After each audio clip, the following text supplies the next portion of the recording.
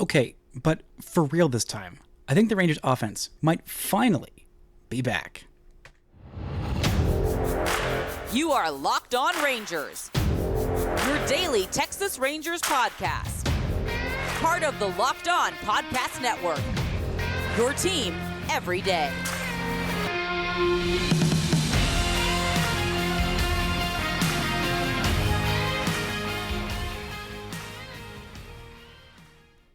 You are locked onto the World Series champion Texas Rangers. I'm Bryce Patrick, a cripplingly addicted Texas Rangers fan, covering this team for 11 seasons, including all 6 as the founder and host of this podcast. Thank y'all so much for making Locked On Rangers your first listen every single day. If you're not already, you can follow me on Twitter at Bryce Patrick. You can follow the show at Locked On Rangers. Hit subscribe on your favorite podcasting platform and on YouTube, where the best way you can help grow the show is to comment nearly any single thing below. Now, before we get into the wonderful weekend that was for the Rangers and an absolute annihilation offensively on Sunday, today's episode is brought to you by Tax Network USA. Did you know that it's never too late to resolve your tax issues with the IRS? Don't wait. Reduce your tax debt and get help from a team of licensed tax professionals. Call 1-800-549-1000 or visit tnusa.com/lockedon.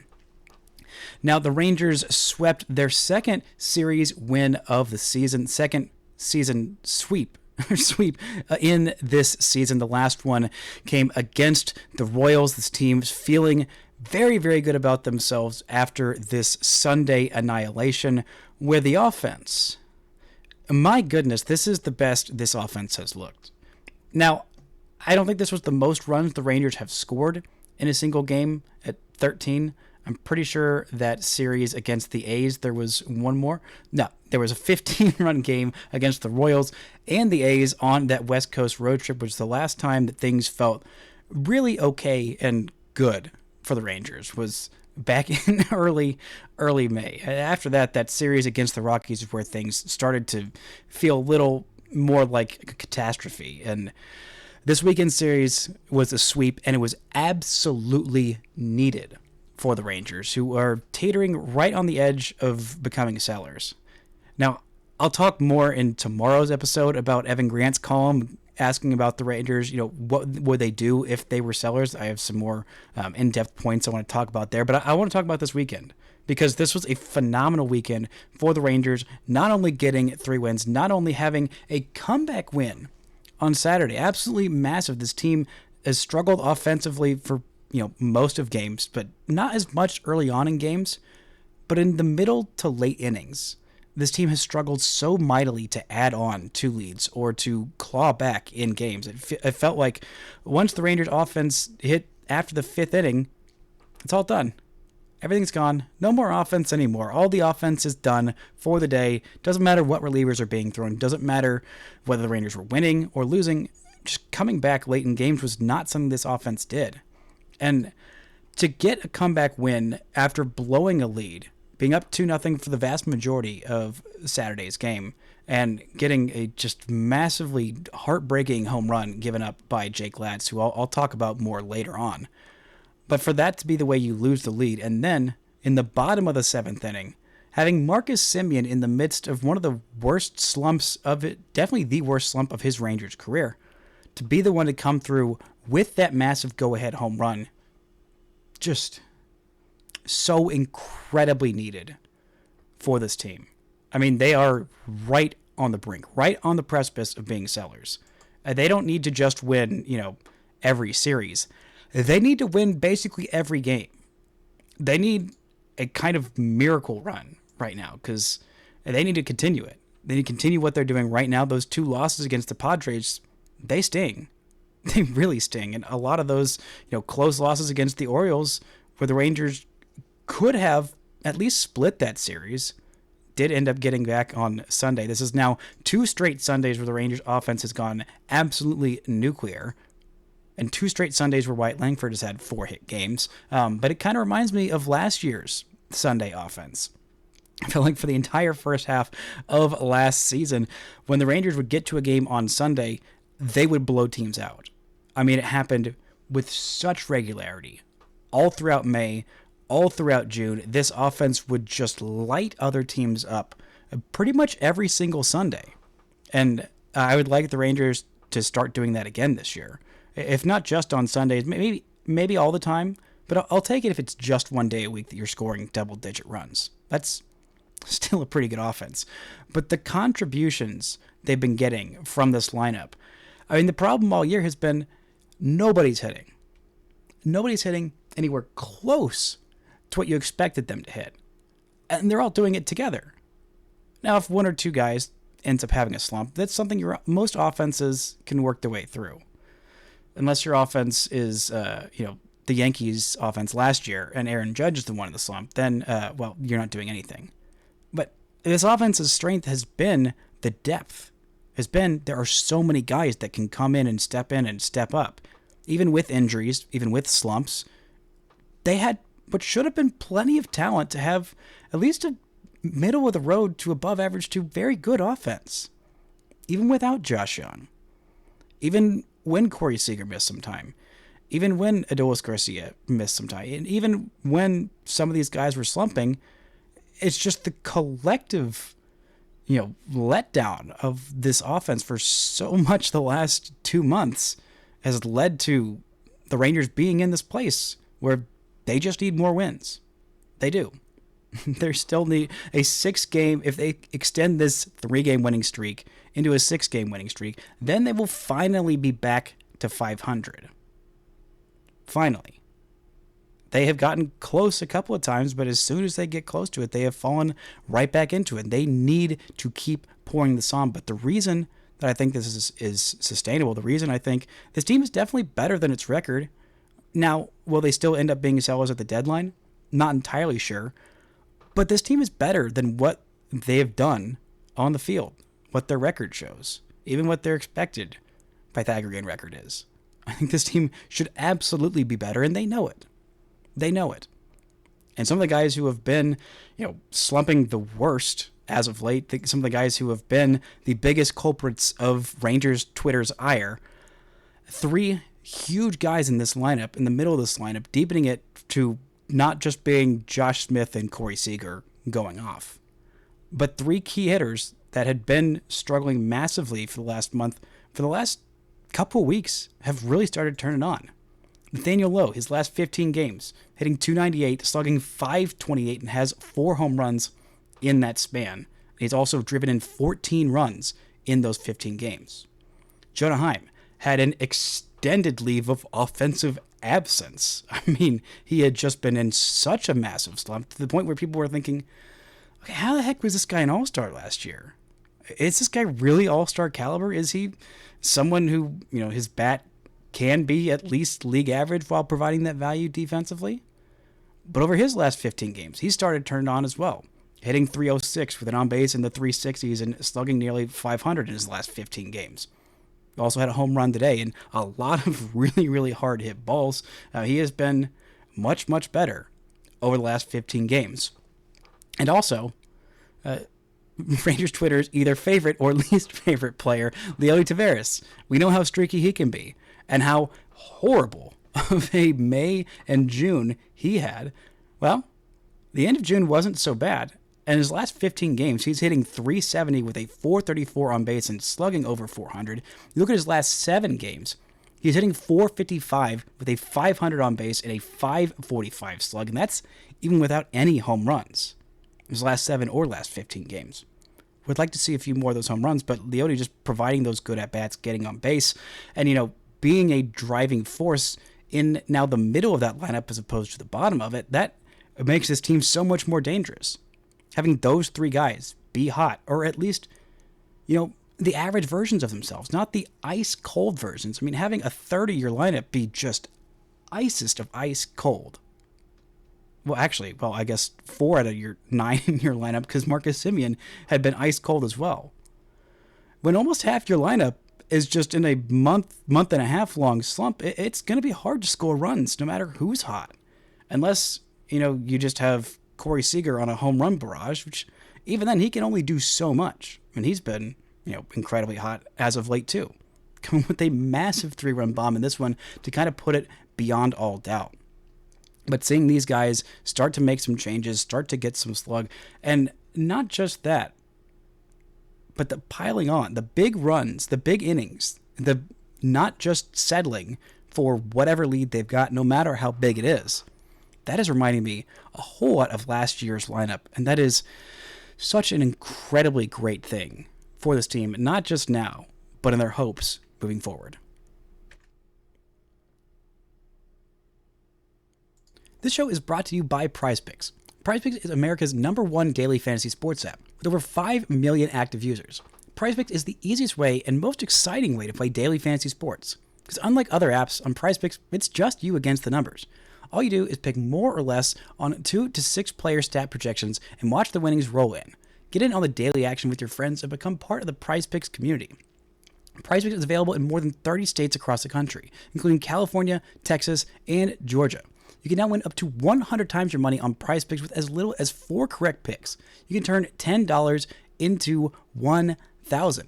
And, with the finals over, the hoops action doesn't stop on PrizePicks because women's basketball is still heating up. With stars like Caitlin Clark, Angel Reese trying to make names for themselves alongside the greats like Breanna Stewart and A'ja Wilson. You could win up to 100 times your cash watching them ball out. So download the PrizePicks app today. Use code LOCKEDONMLB for a first deposit match up to $100. That's code LOCKEDONMLB on PrizePicks for a first deposit match up to $100. Pick more, pick less. It's that easy. Here on Locked On Rangers, we pride ourselves on getting you the latest news for your team. Whether it's the offseason, the draft, spring training, or the playoffs, it's year-round. You know what else is year-round? Collection season. Just because tax season is over doesn't mean the IRS will stop coming after you for your unfiled taxes. The IRS can garnish your wages, levy your bank accounts, even seize your property. So don't let the IRS target you. Let the licensed professionals and tax experts at Tax Network USA go to bat for you. With over 14 years of experience and an A+ rating by the Better Business Bureau, Tax Network USA has saved their clients over $1 billion in tax debt. Whether you owe taxes, have complicated matters that require tax planning, or finally hit that parlay this season and need help correctly filing, call 1-800-549-1000 or visit tnusa.com/lockedon.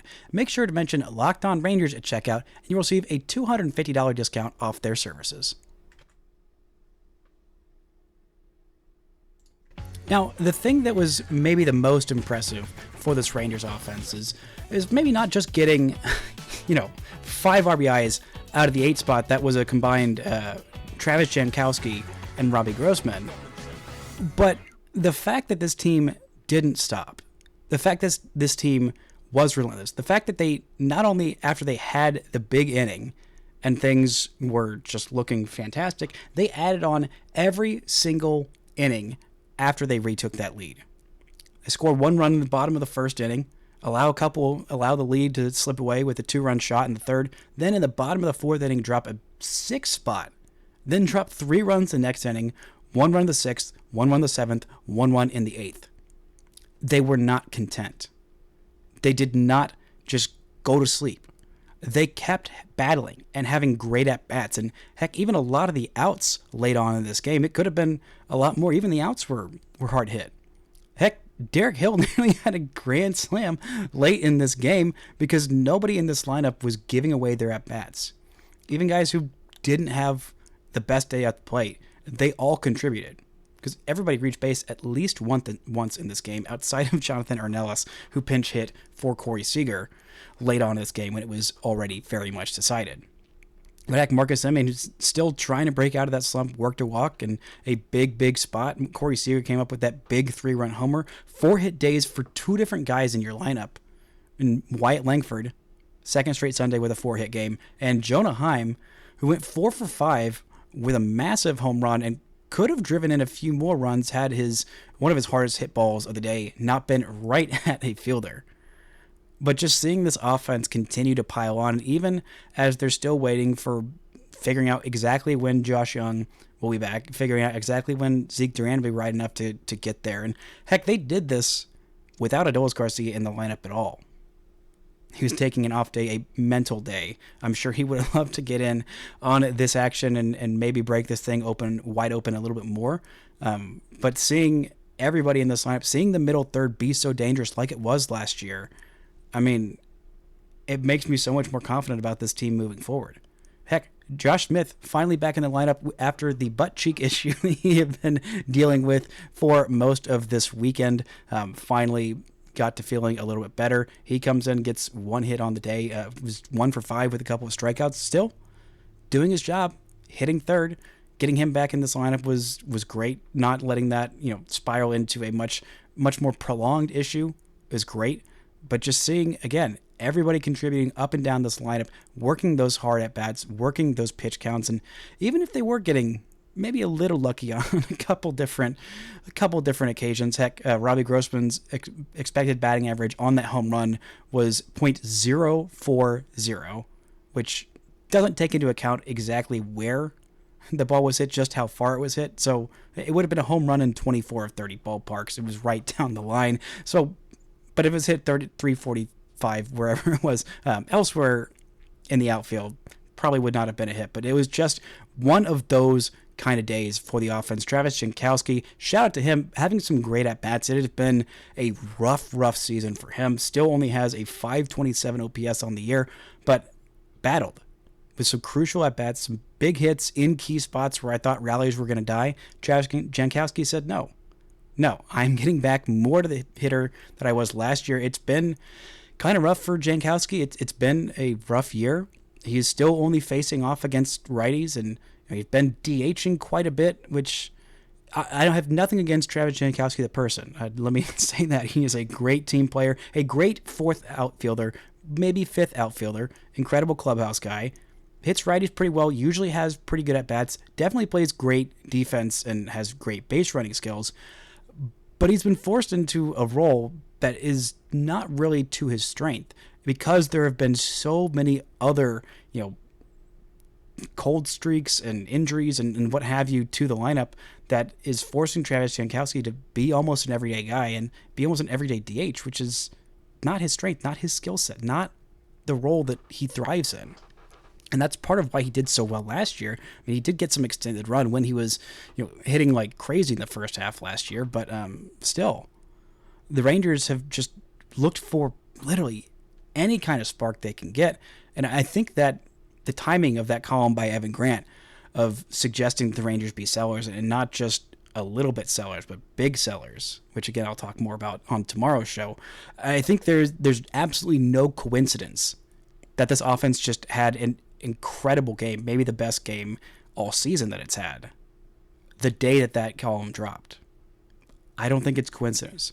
This team knows that they are up against a wall. This team knows that they need an incredible streak of not just a hot week or 2 weeks or a month. They basically need to be red hot from now until the end of the season. And they have not had a prolonged hot stretch this year. I mean, the best they've done in a 20-game set is, I believe, 12-8. Maybe it was 14-6 was their best 20-game stretch. This is the team that needs a 40, 60, 80-game stretch. I think it's 70 games left, 72 games left after today. So they need an incredible 72-game stretch from here on to the end.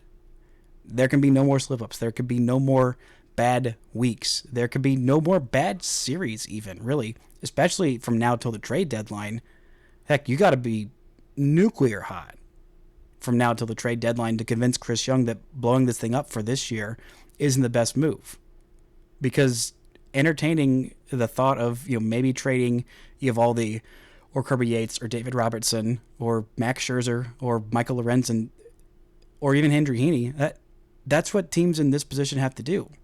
And that's where they put themselves, is in that position to be like, okay, well, is this not our year? Is this something we can come back from? Is this something that realistically we should, try and run it back for one more year? I'm not sure. The Rangers have some tough decisions to make. We'll see. With Eovaldi, I think that is the biggest question. I'll talk more about it tomorrow, but whether his, option vests for next year, if he pitches 156 innings, I believe it is this year, because he had 144 last year. I think a combined 300 in the first 2 years of his deal makes it a vesting year so that he would have another year on that deal next year and not be a free agent. I think that'll be the toughest question they face. But right now, this team doesn't want to think about that. They want to think about, okay, what do we got next? Who's next? How can we keep this rolling? How can we keep these bats hot? How can we keep getting everybody involved and getting contributions not just from this offense, but how can we sustain what's happening with the rotation? Because this rotation has been darn good and keeps getting better because they keep adding guys. And heck, even with some of the letdowns of a couple guys in the bullpen, I think this team might just have the extended run that it takes to keep themselves in it after the trade deadline. This show is brought to you by FanDuel. This summer, FanDuel is hooking up all customers with a booster bonus daily. That's right, there's something for everyone, every day, all summer long. If you're feeling very confident about the Rangers right now after this sweep, you're thinking this is the time they are going to do it. They're going to make the playoffs. They're going to go on a deep run. Everything's going to be great. Right now, they've got some pretty decent odds on FanDuel to make the playoffs. They are at plus 530. They are behind the Guardians, Twins, Mariners, Astros, Red Sox, and Royals, but they have jumped ahead of the Rays with their playoff wins. If you're thinking that, you know what, not only are they going to, make the playoffs, they are going to win the AL West. This is going to be the year that they finally win that AL West title. Right now, the Rangers are at plus 1,300. Mariners are minus 150. Astros are plus 125. There's all kinds of different baseball odds. If you're thinking that Corey Seager's about to go nuclear and win an AL MVP, you can check out all of those odds and more at FanDuel.com and start making the most out of your summer. FanDuel, official sports betting partner of Major League Baseball. Now, before this big blowout on Sunday, the starting pitching has been absolutely phenomenal for the Rangers this weekend. They're the reason that the Rangers were able to win all 3 games.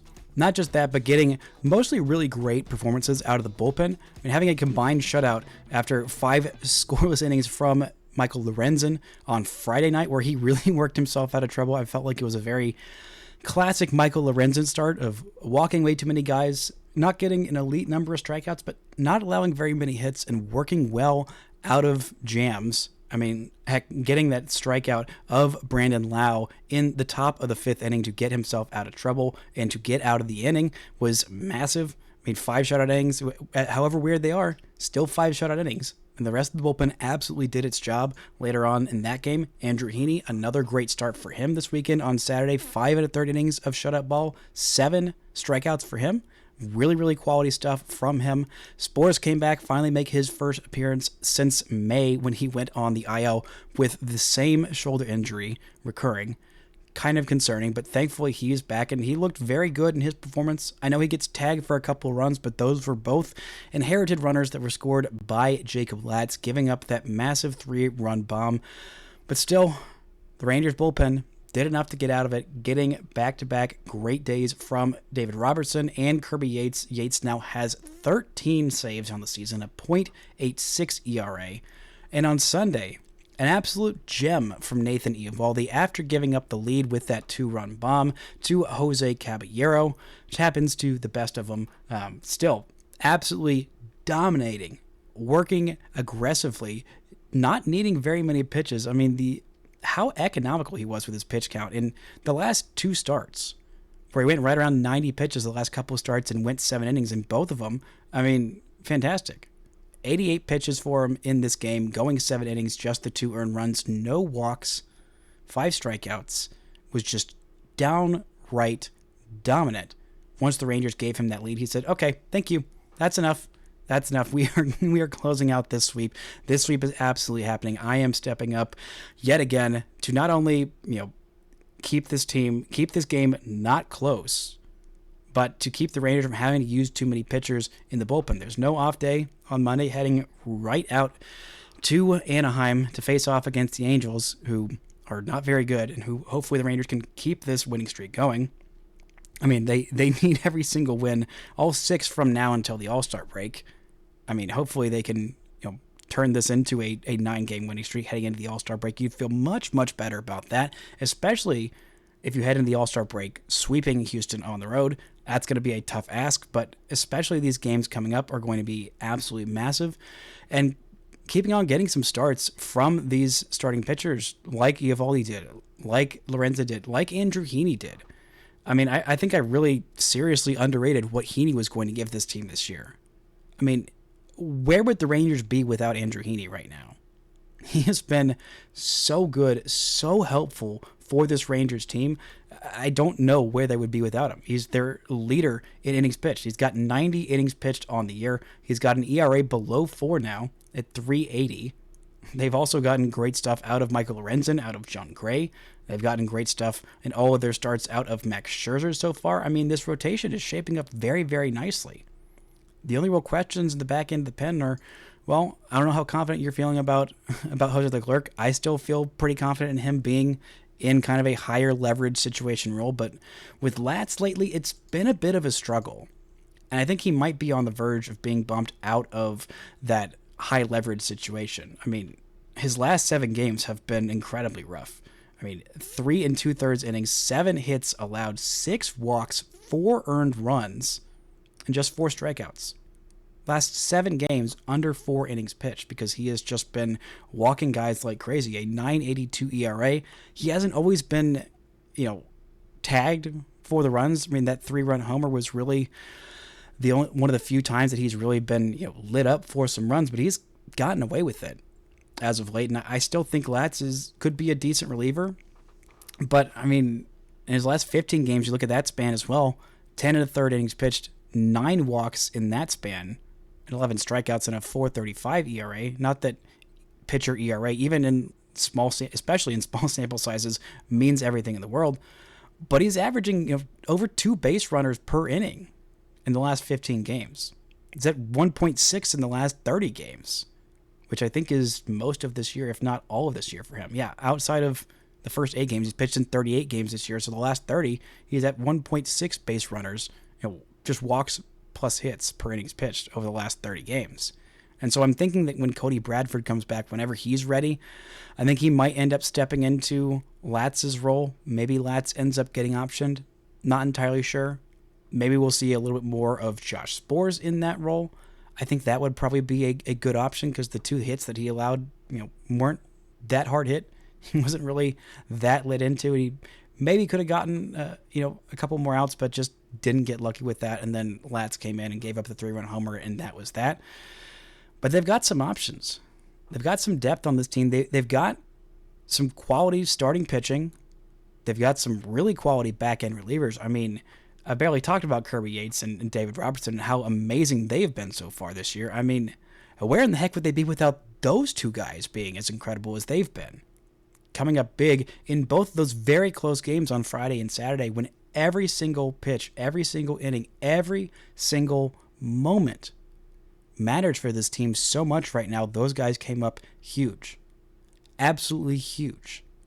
Like they have all year long. I mean, Yates right now has just been unbelievably good. 13 saves for him on the year. No base runners in that last save. Same with Robertson. Both of them combined for a perfect 6 up, 6 down couple of innings.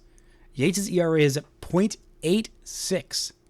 Yeah, .86. He has been one of, if not the best relievers in Major League Baseball all year long. He has just been that good.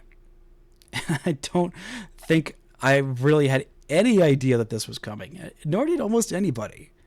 I mean, Kirby Yates is back to his peak form. So if the Rangers do end up being sellers at the deadline, they should ask for the world for Kirby Yates. And they should get it. They should ask for the world for David Robertson. They should probably get it. And both those guys have been fantastic this year. And the Rangers would be in so much deeper of a hole if not for them. But this weekend was great. Winning that first game against San Diego was great. Having that big breakout game last Sunday Night Baseball against the Orioles was great. But it needs to continue. It needs to keep up. And it needs to be a prolonged streak. Because right now the Rangers are 7 games out of the Mariners in the AL West. They are still far out in the wild card. Right now they are, I believe, 7 games out in the wild card. Yep, still 7 games out in the wild card. Still behind the Rays, still behind the Astros, still behind the Royals. There's still a lot of ground to be made up in this AL West and in this playoff chase. And I think they can do it. I mean, it's not going to be the most difficult stretch for over the next month. When you look at the rest of this month, they've got a 3-game series against the Orioles at home. They've got this 3-game series on the road against Houston next weekend. But outside of that, heading up to the All-Star game for the rest of until the trade deadline, this is what they're month looks like. They got 3 games in Anaheim, then an off day before they travel to Houston. Start the second half after the All-Star break with those 3 games against the Orioles, then 4 against the White Sox and 3 against the Blue Jays. Both not great teams, one a horrendous team. And then you've got 3 in St. Louis against the Cardinals, and that's it. That's all you got from now until the All-Star break. So the Rangers need to win all of those series. They probably need to sweep at least 2 of them. If they don't win if they lose that series against either the Astros or the Orioles, you'd rather lose it against the Orioles, but you'd rather not lose any of these series, because that's how slim the margins are right now. And the Mariners aren't exactly on a heater right now, but once you've built yourself this much of a lead, the Rangers saw it last year. You have to really crater in order for that lead in the division to be gone. And right now they're not doing that. And the Rangers don't have a whole lot of opportunities until late on this year to make up that ground directly against the Mariners. Heck, the Rangers don't play the Mariners again until September. They've got 6 games against them, actually 7 games against them in September, all of them coming in the last 3 weeks of the season. Those are going to be massive for the Rangers, and they've got to just kind of hope that the Mariners start faltering. But the Mariners are probably only going to get better. They're going to be buyers at the deadline. The Astros are probably going to be buyers at the deadline, so this just needs to keep up. It's a fantastic weekend. You've got to build on this momentum. You got to continue this momentum. You got to keep all these hot hitters hot and find some way to get Marcus Semien out of this slump. Otherwise, that column that Evan Grant wrote, it's going to come true sooner as opposed to later. That's going to do it for today's show. Thank y'all so much for listening and subscribing. And until next time, don't forget to enjoy World Series champion Texas Rangers baseball.